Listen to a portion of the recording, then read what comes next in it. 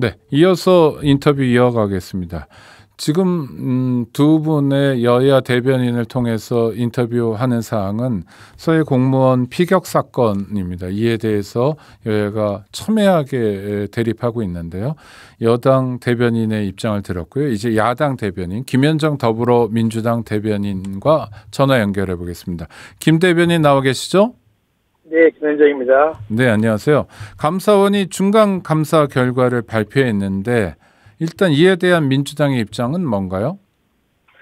민주당은 이번 감사 결과가 대통령실 하명에 의한 정치 탄압성 하명 감사라고 규정합니다. 이번 감사 결과는 세 가지가 없는 결과인데요. 첫 번째는 자진 월북 추정을 번복할 만한 증거가 없는데 수사를 했습니다.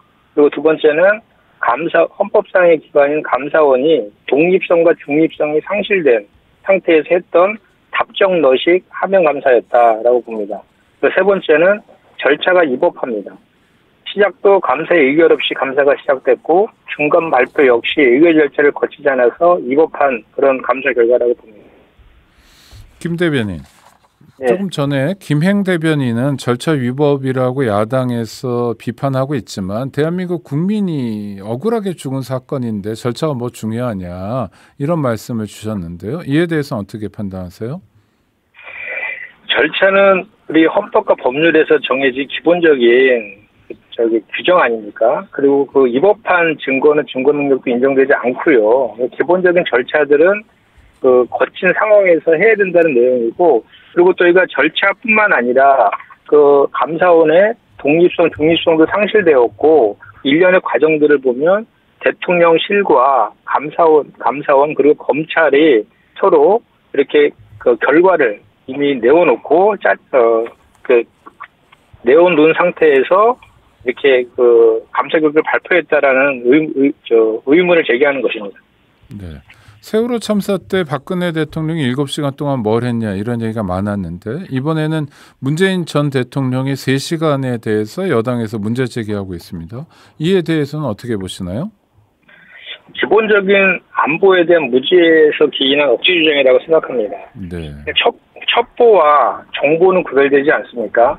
그 당시 2020년 9월 22일 밤에 공무원이 이제 북한에 의해서 사살되고 소각되었다는 것은 첩보 단계입니다. 그리고 그 첩보에 기반해서 한미연합자산인 SI 그리고 이제 국방부, 국정원, 해경 등 관계 부처가 다각도로 분석해서 첩보가 사실이라고 판단해서 발표한 것이 9월 24일 오전입니다.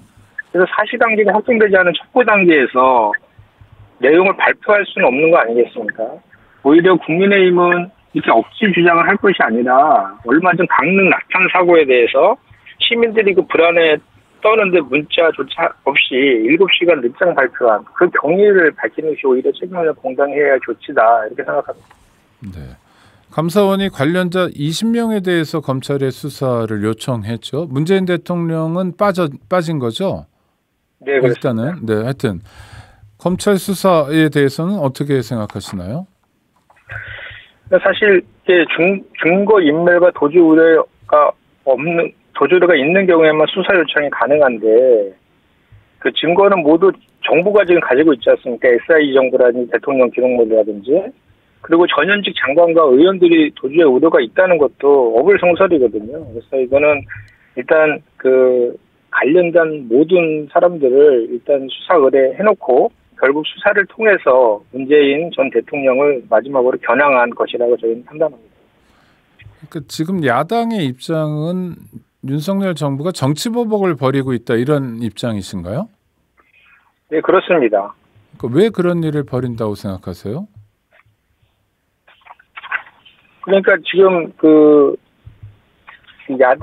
이제 지금 현재 윤석열 정부가 그 낮은 지지율 그리고 경제 무능, 외교 참사, 대통령실 이전과 관련된 각종 의혹을 받고 있지 않습니까? 네. 이를 지금 덮으려는 의도가 있는 것 같고요. 또 그 전 정부에 대한 그 정책들에 대한 그 잘못된 것을 국민들에게 알림으로 인해서 윤석열 정부가 반사이익을 얻으려고 하는 그런 의도라고 보고요. 이미 이 사건과 관련해서도 그 진행 순서대로를 좀 이렇게 확인해 보면 이게 정치 보복감사고 기획감사였다는 것이 지금 확인이 될 수 있는데요. 일단 윤석열 대통령이 5월 10일에 취임하지 않았습니까? 네. 그 취임한 이후에 5월 달에 두 차례 NSC 회의를 엽니다. 그리고 그 회의에서 서해 공무원 피격 사건을 논의하고요. 그때 해경 총장도 그 NSC 멤버도 아닌 해경 총장도 참석을 했습니다. 그 이후에 6월 16일 국방부와 해경이 2년 전 결과를 번복합니다. 그리고 기다렸다는 듯이 바로 다음 날 감사원이 감사를 개시하거든요.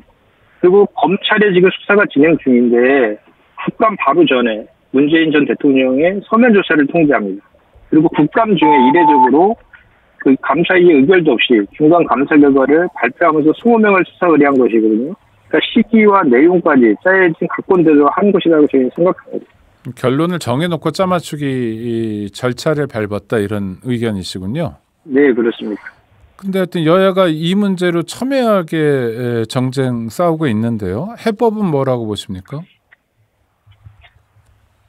일단은 이제 전 정부에 대한 이렇게 그 무차별적인 정치 탄압성 그 행위들을 중단해야 된다고 생각합니다. 중단해야 되고 특히 안보와 관련된 것들은 여야가 따로 없지 않습니까? 안보를 정치화하는 것은 정말 위험한 발상이라고 생각합니다. 최근에 북한의 도발도 계속 이어지고 있는 이런 상황에서 오히려 이런 그 전 정부와의 그리고 야당과의 대치 상황을 조성하는 것보다는 오히려 대통령이 야당의 대표와 그 협력을 요청하고 해서 이런 위기 상황들을 돌파하는 그런 그 결단력 그리고 그런 행동들이 필요할 시기라고 생각합니다. 네, 알겠습니다. 지금까지 김현정 더불어민주당 대변인과 이야기 나눴습니다. 김 대변인 고생하셨습니다. 네, 고맙습니다.